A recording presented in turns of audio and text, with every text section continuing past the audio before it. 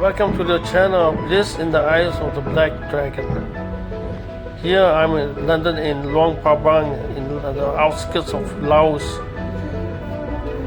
It's a mystical place and location where there are plenty of temples. The religious mindsets lays far back in the history of World War II, and many local people in the community that engages in local lifestyles and religious merits. Here I stumbled upon a temple outside the city, a very laid back area, and you see motorcycles, few restaurants, outlets. But the most interesting part of this journey is the landscapes. While vacationing in this outskirts, you feel you're embodied in heaven and nirvana. It's so laid back that you might think that you are in heaven, and that you just relax on the beach or on the riverside, and you think that time flies. Well, this happens to me in this place, in this location called Luang Prabang. Here the beautiful sunsets that encapsulates your mind, and it makes you unforgettable. And you wanted to return back to this same location, this place in heaven. Here I'm walking across this road, right along this road where there's some beautiful views of the riverside. People kayaking along this river with the beautiful sunset at the background. Here I'm doing a selfie. You feel that time flies. Time flies with the sun and the sunset. Here the view of the river, beautiful, mystical, magical experience of a lifetime. And the mountains flowing rigorously, like left and right, and angles sloping.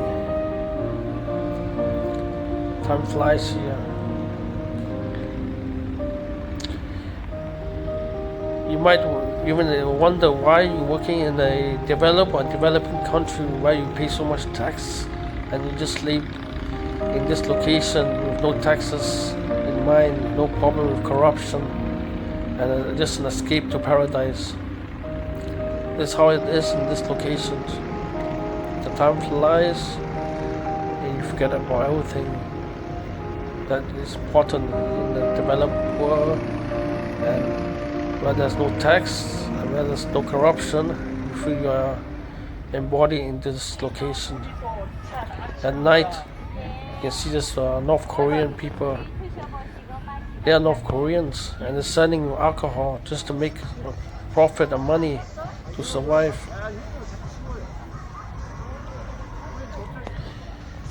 But the interesting part is you don't feel that there's not North Koreans in this part of this country, in this part of this world.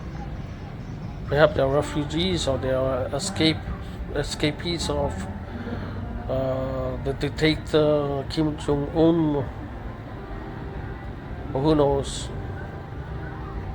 It's a small world in this small country where there's small things flying around.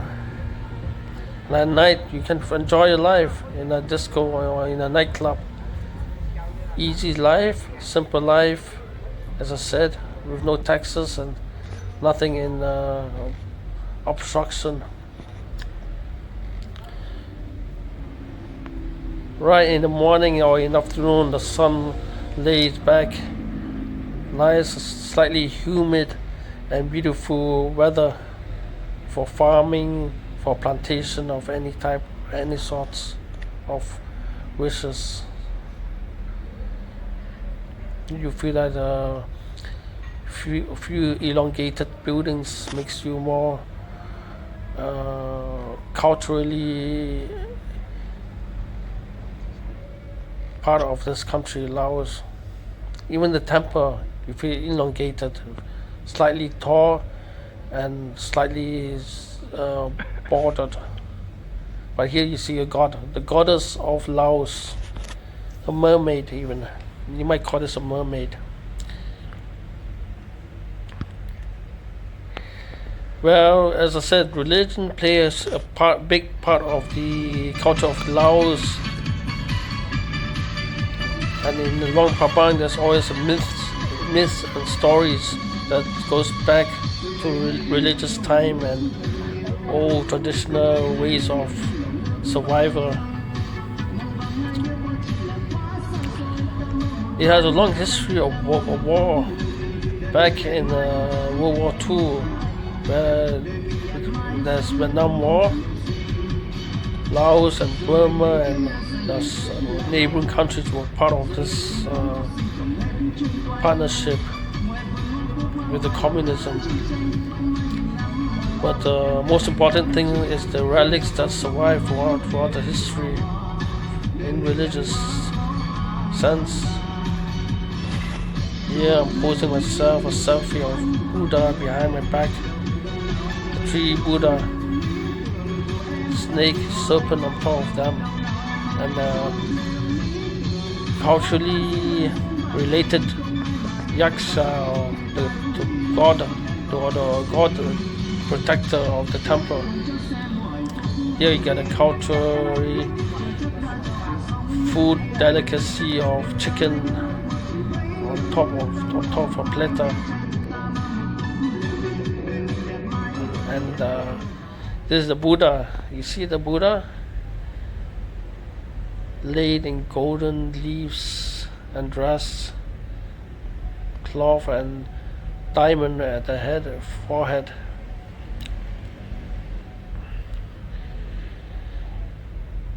Here you feel the serenity and the peace with the Buddha. And here you can see I'm doing a shadow boxing right in front of the Buddha, and I feel that I'm protected by Buddha itself.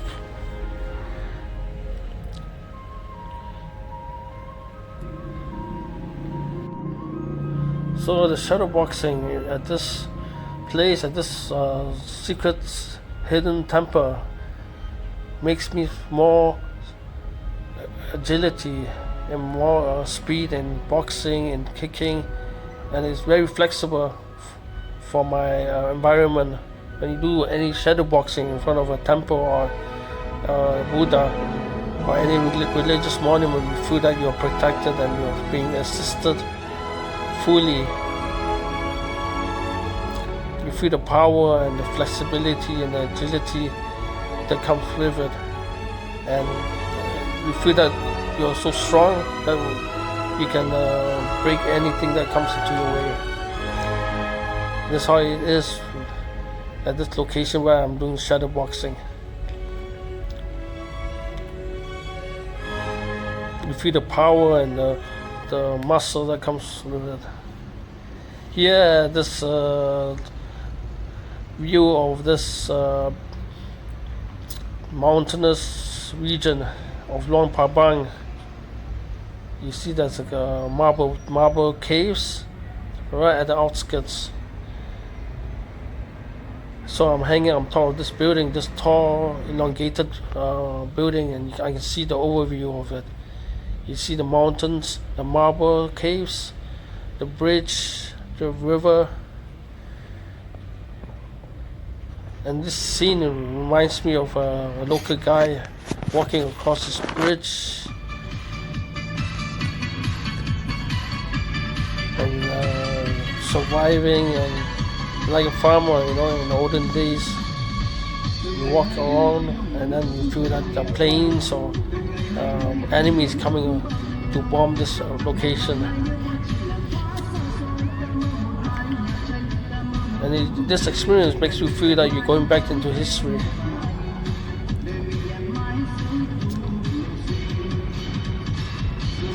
Not like you say there's a Bruce Lee walking along this bridge and behind there's an enemy attacking him.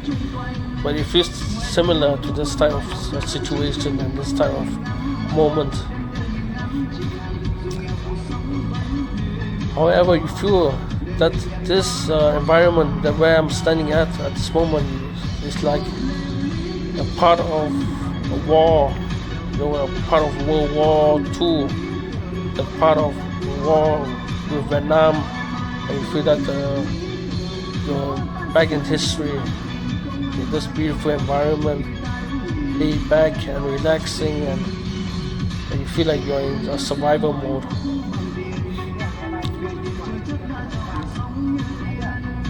And it just gives you an impression that you're in a movie of Rambo even. But anything goes, man. It's a very nice experience if you walk along this bridge. People surrounding you and feel you're back in history. The huts and shelters and the hawker store.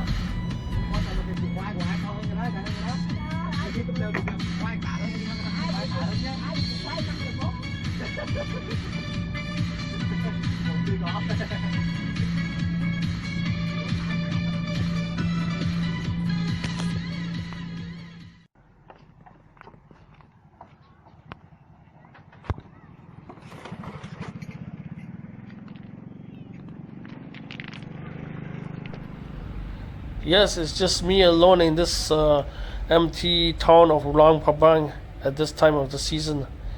Not many tourists, not many foreigners. And here I'm posing myself a selfie, just letting you guys see the countryside, the scenes, and how it looks like in the countryside. And right behind me, the huts and shelters. Just a scene of a Rambo movie.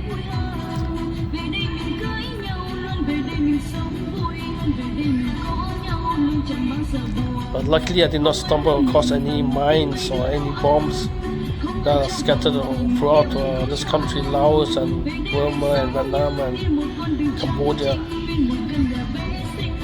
Here, the countryside, you gotta be very careful not to step on any mines and bombs.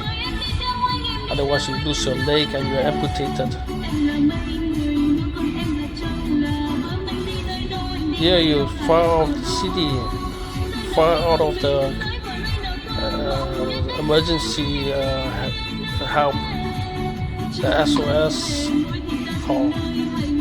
But if you are in any type of danger, like you are captured within a cave or in a waterfall or in a tunnel, then it will take a long time for help and assistance.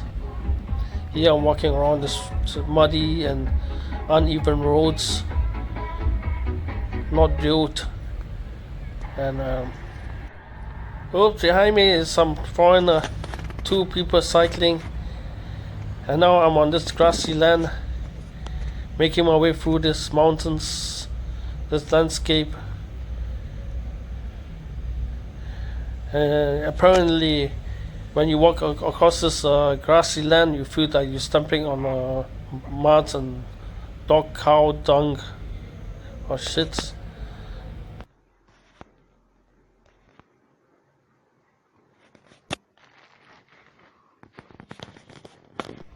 Behind me is a very beautiful view of World War II, the scene of Rambo.